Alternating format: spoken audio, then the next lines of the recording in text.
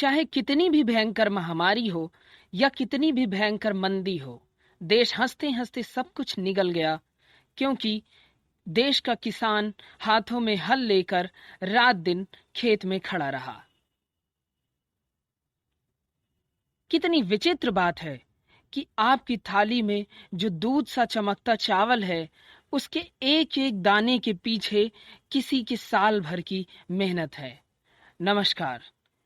जब से farm bill Lok Sabha और राज्यसभा में पास हुआ है, तब से कई जगह पे किसान लगातार विरोध कर रहे हैं, धरने दे रहे हैं, किसान बचाओ मंडी बचाओ के नारे लगाए जा रहे हैं। तो आइए हम इन तीनों बिलों को समझने का प्रयास करते हैं।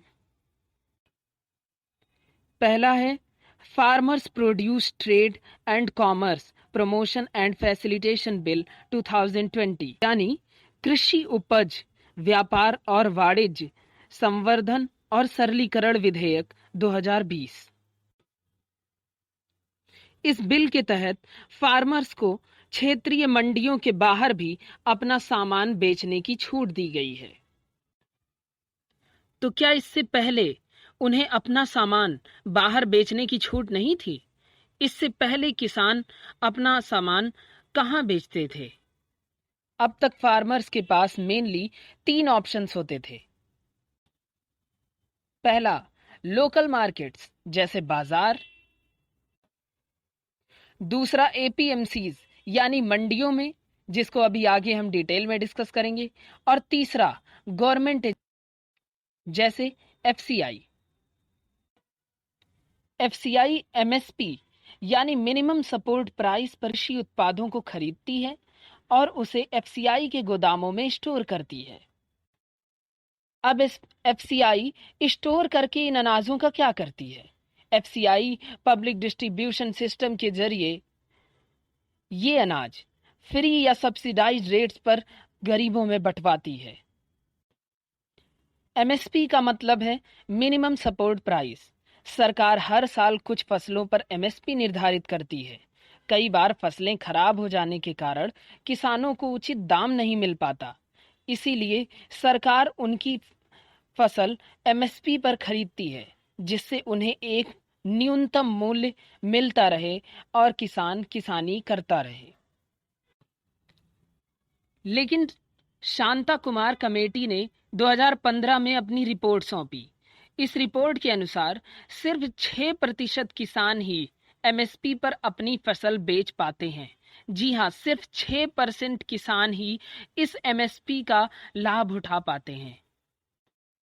किसानों के पास अपनी फसल बेचने का अगला साधन है एपीएमसीज के जरिए। अब बात करते हैं एपीएमसीज की। एपीएमसी यानी एग्रीकल्चरल प्रोड्यूस मार्केट कमेटी, जो कि स्टेट एपीएमसी एक्ट के तहत 1963 में स्टैब्लिश हुई। देश में करीब 7,000 एपीएमसीज यानी सरकारी मंडीज हैं। लेकिन इसके पीछे कारण क्या है? इन एपीएमसीज को स्टैब्लिश क्यों किया गया? आजादी के समय से ही देश में बड़े बड़े जमींदारों और साहूकारों का राज रहा है। अधिकतर किसान इन्हीं जमींदारों और साहूकारों से पैसा लेकर फसल बोते थे। ये पैसा उन्हें बहुत हाई इंटरेस्ट पर लेना पड़ता था। किसी कारण से यदि उन्हें एक बार यह पैसा देने में असफलता प्राप्त हुई, तो उस पर लगा इंटरेस्ट इतना बढ़ता जाता था कि किसान उस पैसे को चुकाने में असमर्थ हो जाता था, जिसके बदले में वो जमींदार और साहूकार किसान की सारी फसल जबरदस्ती और औने पौने दामों पर ही ले लेते थे। इसको खत्म करने के लिए हर जिले में एपीएमसीज बनाई गई और यह नियम बनाया गया कि जो कोई भी किसान से उसका उत्पाद खरीदना चाहता है, वो सिर्फ एपीएमसीज यानी इन सरकारी मंडियों के जरिए ही खरीद सकता है।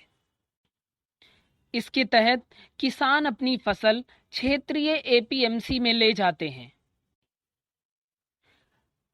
मंडी में कुछ लाइसेंस्ड मिडिलमैन यानी आढ़तिया या बिचौलिया होते हैं, जो किसानों की फसलों पर बोली लगाते हैं, और जो व्यापारी सबसे अधिक रुपए की बोली लगाता है, उसे वह फसल बेची जाती है।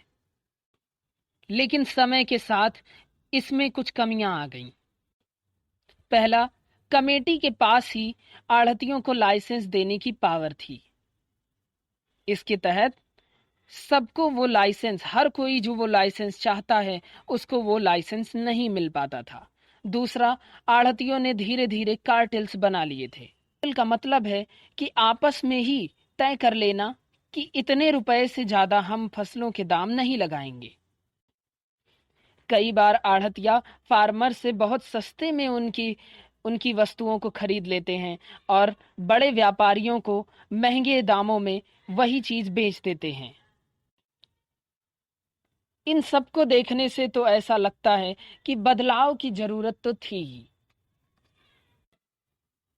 नए बिल के अनुसार फार्मर्स अब मिडिलमैन यानी आढ़तियों को एलिमिनेट कर सकेंगे। मतलब अब फार्मर्स के पास ये आज़ादी होगी कि वे अपनी फसल बिना मंडी गए किसी और को भी बेच सकते हैं। इस बदलाव के कुछ फायदे भी हैं। पहला, मिडिलमैन यानी आढ़तियों के जरिए बेचने पर कोई प्रतिबंध नहीं रहेगा। दूसरा, एपीएमसीज मंडी में कुछ टैक्स लगता है लेकिन बाहर बेचने में कोई टैक्स नहीं लगेगा। तीसरा, फार्मर्स के पास फ्रीडम ऑफ चॉइस होगी कि वो अपनी फसल कहाँ बेचना चाहते हैं। और चौथा, फार्मर्स पर कोई ज्योग्राफिकल रिस्ट्रिक्शन नहीं होगा, यानी उत्तर प्रदेश का किसान अगर अपनी फसल पंजाब, हरियाणा या बिहार में बेचना चाहे तो वो ऐसा कर सकता है। कई बार ऐसा होता है कि किसी एक फसल के रेट उत्तर प्रदेश में बहुत कम है तो किसी दूसरे राज्य में बहुत ज़्यादा है। ऐसा होने पर किसान के पास इस बात की आज़ादी होगी कि वो अपनी फसल जहाँ चाहे वहाँ बेच सकेगा। अब अगर ये बिल इतना ही सही है तो फिर इस पर इतना विरोध क्यों? किसानों को डर है कि कॉरपोरेट फील्ड के लोग बहुत पावरफुल होते हैं और अपनी पावर्स का गलत फायदा उठाकर कहीं वो हमारी फसल कम दामों पर ना खरीदने लगें। एक रिपोर्ट के अनुसार देश में 85% किसान ऐसे हैं जिनके पास 2 हेक्टेयर से भी कम जमीनें हैं। ऐसे किसान किसी बड़ी कंपनी से नेगोशिएट करने की स्थिति में नहीं रहते हैं। एक रिपोर्ट के अनुसार देश में 86% किसान ऐसे हैं जो अपनी फसल दूसरे जिले में भी जाकर नहीं बेच पाते। तो फिर ऐसे किसान दूसरे राज्य में अपनी फसल भला क्या बेच पाएंगे? और सबसे बड़ा खतरा जो इसमें नजर आता है वो ये है कि बड़ी कंपनियों के पास अथाह पैसा है। वह कुछ समय नुकसान उठाकर भी किसानों की फसलों के महंगे दाम लगा सकती है। इसमें हर किसान उन्हें अपनी फसल बेचना चाहेगा और एपीएमसी में बहुत कम लोग ही अपनी फसल बेचने जाएंगे। अब जब एपीएमसी में बहुत कम लोग अपनी फसल बेचने जाएंगे, एपीएमसी सरकार को बर्डन की तरह लगने लगेगी, तो सरकार धीरे धीरे एपीएमसीज को बंद कर देगी और अब किसी भी मूल्य पर अपनी फसलों को इन बड़ी कंपनियों को बेचना किसान की मजबूरी हो जाएगी। उसके पास दूसरा कोई रास्ता नहीं रह जाएगा। जैसे कुछ समय पहले जब जियो आया तो जियो ने फ्री में पूरे देश की मार्केट को कैप्चर कर लिया। हालांकि बड़ी बड़ी कंपनियां जैसे एयरटेल, वोडाफोन ये सब सरवाइव कर गईं, लेकिन बीएसएनएल का हाल आप देख सकते हैं। ठीक इसी तरह कहीं फार्मर्स के साथ ना हो जाए। इसमें हाई अनएम्प्लॉयमेंट का भी खतरा रहेगा। मंडियों में आढ़तियों के अलावा कई सारे मजदूर और एजेंट भी काम करते हैं। प्राइवेट मंडी बनने पर ये सभी बेरोजगार हो जाएंगे। एक रिपोर्ट के अनुसार सिर्फ अकेले पंजाब में करीब 28,000 रजिस्टर्ड और कुल 40,000 आढ़तियां हैं। इनके नीचे करीब 1 लाख से ज्यादा क्लर्क काम करते हैं और इनके साथ करीब 10 लाख मजदूर काम करते हैं। जब किसान अपनी फसल मंडियों के बाहर बेचने लगेंगे तब इन सभी लोगों का क्या होगा? ये सभी लोग बेरोजगार ही हो जाएंगे। इससे स्टेट्स का भी नुकसान होगा क्योंकि एपीएमसी मंडियों से जो टैक्स राज्यों को मिलता है वह अब उन्हें नहीं मिल पाएगा।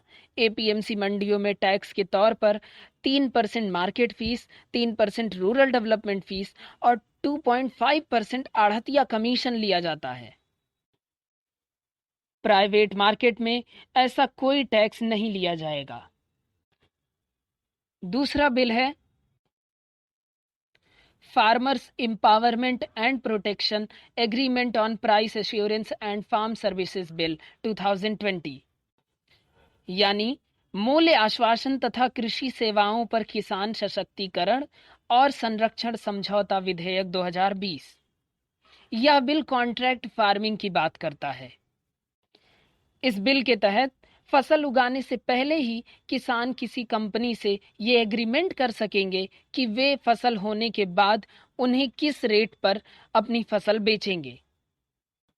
पहले से तय किए गए इस मूल्य में एमएसपी का कोई प्रावधान नहीं होगा।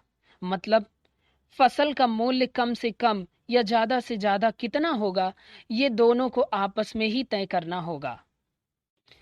पहले से ही प्राइस की सिक्योरिटी मिल जाना इस बिल की एक बहुत बड़ी अच्छाई है। लेकिन पहले से तय यह प्राइस एमएसपी से कम भी हो सकता है और ज्यादा भी।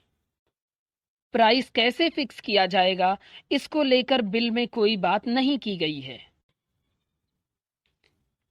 इसीलिए एक डर इसमें भी है कि बड़ी बड़ी कंपनियां कहीं प्राइस को लेकर किसानों का उत्पीड़न न करने लगे, क्योंकि आमतौर पर छोटे किसानों की इतनी हिम्मत नहीं होती है, उनके पास इतना संसाधन भी नहीं होता है कि वह किसी के खिलाफ, किसी बड़ी कंपनी के खिलाफ जा करके लड़ाई लड़ सकें। तीसरा बिल है इसेंशियल कमोडिटीज अमेंडमेंट बिल 2020, यानी आवश्यक वस्तु संशोधन विधेयक 2020। इस बिल के तहत पहले कुछ वस्तुओं के भंडारण पर जो रोक थी वो हटा ली गई है। इसमें भी कुछ लोगों का मानना है कि अगर व्यापारी अपने अनुसार चीजों का भंडारण करने लगे तो आर्टिफिशियल प्राइस फ्लक्चुएशन की स्थिति बन जाएगी।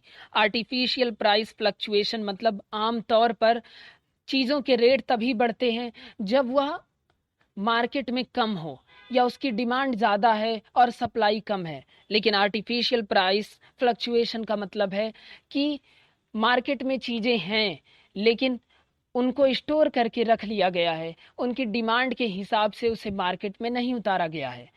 ऐसी स्थिति में महंगाई बढ़ेगी, चीज़ें ज़्यादा महंगी हो जाएंगी।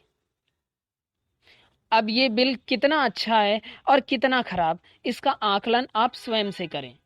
धन्यवाद।